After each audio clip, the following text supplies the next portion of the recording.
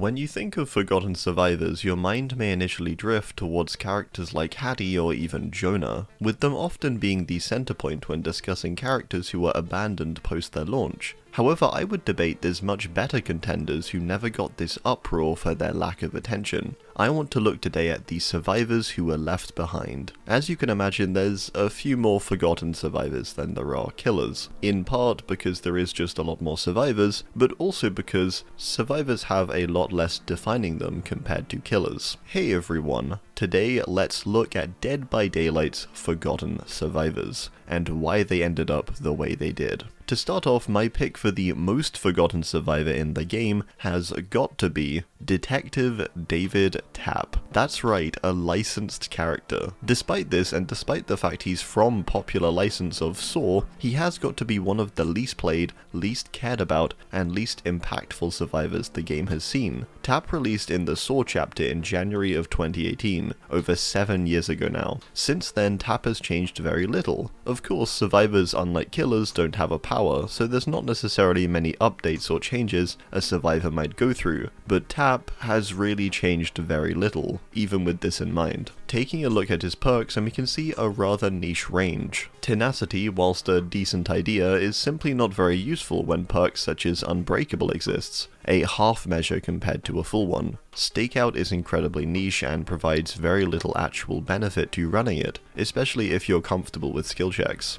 There is some satisfaction from hitting back-to-back great skill checks though. Finally, Detective's Hunch is probably the standout perk of the lot, providing decent information, only it happens infrequently and for a measly 10 seconds. None of these are really memorable in and of themselves, and individually have low pick rates too. If we look into their past patches and changes, there's basically nothing. The mildest of changes that barely make the perks more appealing. Perks aside though, what's the issue with Tapp? Is he just that disinteresting to people? It's a weird one. Looking at his lore, it's actually quite solid for a licensed character, and he even got a tome, which is almost unheard of. More points in his favour, yet nearly a 0.5% pick rate. That's awful, and he frequently fluctuates into the least played spot. I do think one part of it is down to who Tapp is. People often pick a character based on some affinity to them, liking their personality or style in some way, or simply enjoying the license they came from, their lore or cosmetics. For Tapp, it's tricky. In Saw, he's only in the first film, and he's important, but he's not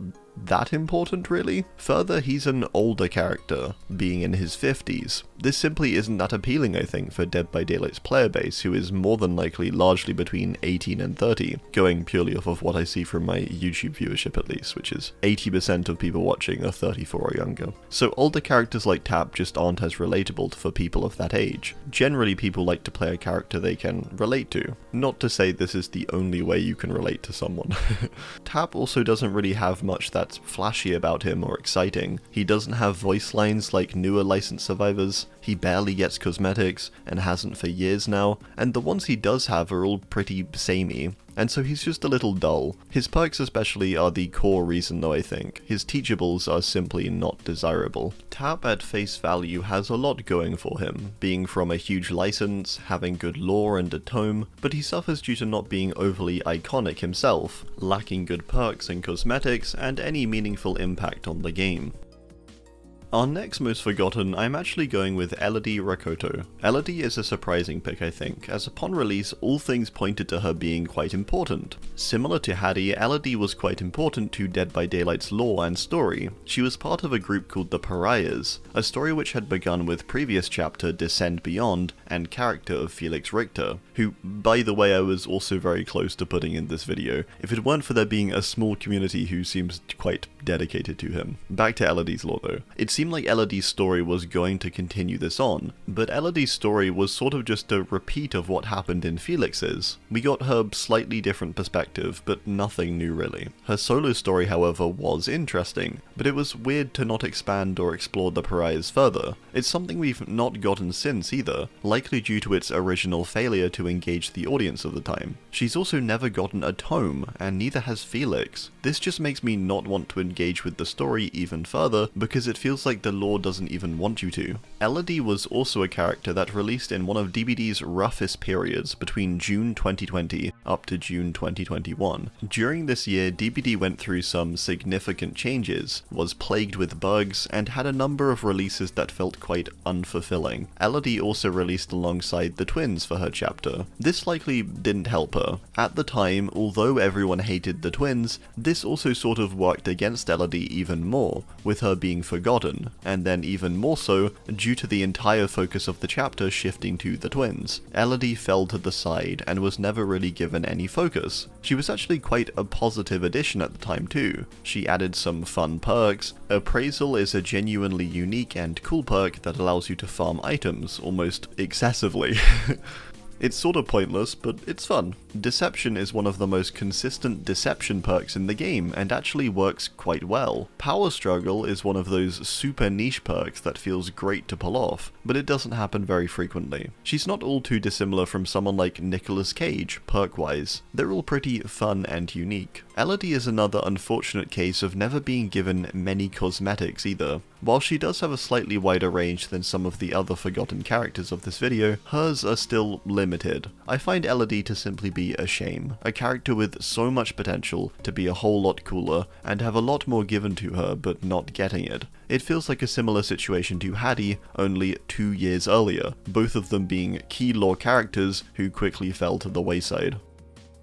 Next up we have Gabriel Soma. Gabriel is another interesting case, with him actually being very important to the game for a period of time, with his perk Made for This being the center of the meta at the time of his release, aptly named the Made for This meta. Despite this, Gabriel was never really a focus, but only his perk. Despite his perk being so important and the central part of this meta, you rarely saw him as a character actually mentioned or even played.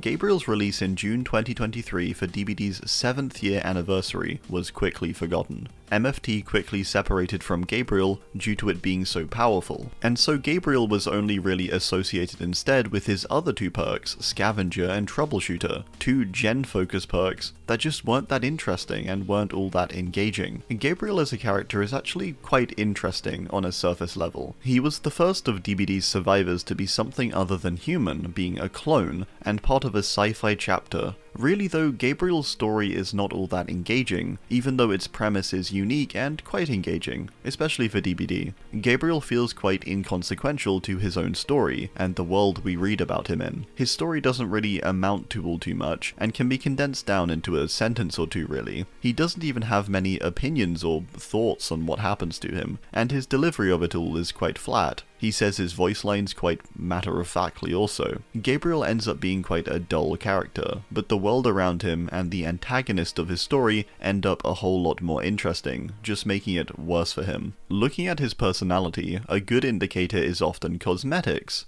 Gabriel's unfortunately are all just so repetitive. He's a character that is greatly pigeonholed by his theme, with him only getting sci-fi or space-themed outfits. Half of them have this annoying spacesuit helmet on that just looks sort of goofy, especially because it's always broken or cracked in some way. That sort of bothers me. Yeah, he's just really stuck with the sci-fi look. Unlike Killers 2, this is something that does matter. For Plague, for example, it is sort of a shame her cosmetics are all forced to be quite similar, but it doesn't matter all too much, as she's more than a cosmetic. She has her power. Survivors are really, or mostly, just a cosmetic option for their side, seeing as perks are able to be freely and easily altered via teachables. Gabriel is a survivor overshadowed by his own perk on launch, subsequently left with very little to engage with beyond it. He's unique, yet sort of bland and disinteresting, and further fails to grow beyond the fact that he's from a sci-fi chapter, leaving him sort of stuck for the foreseeable future. Next up we have another license, Yoichi Asakawa. Yoichi released with the Sadako Rising chapter in March 2022. Yoichi is an interesting case. He's a character that isn't wholly licensed despite him being from the Ringu property. He was originally just a boy in the Ringu film and was aged up at least 20 years I think for Dead by Daylight, and given a backstory by the developers at Behavior, and presumably with some input from the license holders too. Yoichi therefore is not an especially iconic character or memorable from the film because he was a child back then, and he does not at all resemble the Yoichi we have today. He's now a grown man with an entirely different life. life. This isn't a bad thing, but it does set up Yoichi's lack of interest. He's a character from the get-go no one will preemptively care about, like they typically do with most licenses. He was oft at the same footing as an original survivor. He was also greatly overshadowed by his chapter counterpart, not all too dissimilar from some other characters in this video. Sadako was the center of the Sadako Rising chapter. She had immense detail, a unique power for the time, and cool things like jump scares in the lobby. So whilst Yoichi was pretty cool too, he was quickly sidelined. Yoichi's perks are another way in which he just didn't stand out much. He presented us with a boon, which is nice, but this boon impacted the game maybe the least out of any of the boons. Empathic connection is sort of just a worse empathy. Parental guidance is kind of cool but has extremely niche application and is rarely actually effective. He's another case of having nothing stand out perk-wise. They're all nice and sort of interesting, but none of them wow you, I think. The same goes for his visual appearance and cosmetics. Yoichi does have quite a good base look in my opinion. His yellow jacket really makes him stand out and he looks pretty cool overall. But then he almost has no cosmetics and none that really offer a different option aside his base look. They're all quite samey. It's a shame because I do think he'd be a lot more popular if he was given more cosmetics and cosmetic freedom. Yoichi is a character that was eclipsed by his killer counterpart on release, suffered being a completely different, although good, partially original character from Ringu, his perks being nothing particularly special and his cosmetics lacking, leading to his overall fall and becoming forgotten. I want to cover one more survivor today, and that's Quentin Smith. This is debatably not just the most forgotten survivor, but the most forgotten character in all of Dead by Daylight. He released with the A Nightmare on Elm Street chapter in October 2017. This chapter suffered greatly despite it being one of the biggest licenses the game has ever acquired. This is down to many factors, but largely because Freddy was a huge failure in most aspects. Freddy was bound to eclipse Quentin, the survivor, but he did so even more due to the problems Freddy faced. Freddy needed to be changed so frequently and substantially that Quentin became even more forgotten than he might have been had Freddy just been solid upon release. Quentin's perks are also really nothing to write home about. They're largely inconsequential and have been for most of the time they've been out, providing very niche and sometimes just not very useful effects. Pharmacy has always strayed the line of pointless to nowadays just being okay. Vigil is a nice passive but often isn't associated with Quentin, as much as it is being paired up with exhaustion perks. Wake Up is probably his most valuable perk, but even this has an abysmal pick rate. Quentin is another case of having good lore too despite being licensed. We of course have to mention as well that his lack of cosmetics is a huge issue for him. He has the least cosmetics out of any survivor, with no purchasable ones in the store, and only 2 options to switch between at base. He could have no options though, so I suppose it's something. All around, there was nothing there to keep Quentin relevant, aside one thing. The one thing, debatably, that did keep Quentin relevant for some time was his goblin-like appearance on launch, and where the whole Goblin Quentin meme comes from. It was a big meme in the community, and a big thing that kept him relevant in people's minds, and the communities as a whole. When they decided to fix his face in July 2021, this was arguably the nail in the coffin for Quentin, weirdly. The one thing that had kept him relevant and talked about, and well, cared about for the last 4 years had now been solved. It was a great change, but it did mean that Quentin basically bit the bullet from then on. His name lost to time. There we have it. Let me know who you'd pick for this list. Thanks, and goodbye.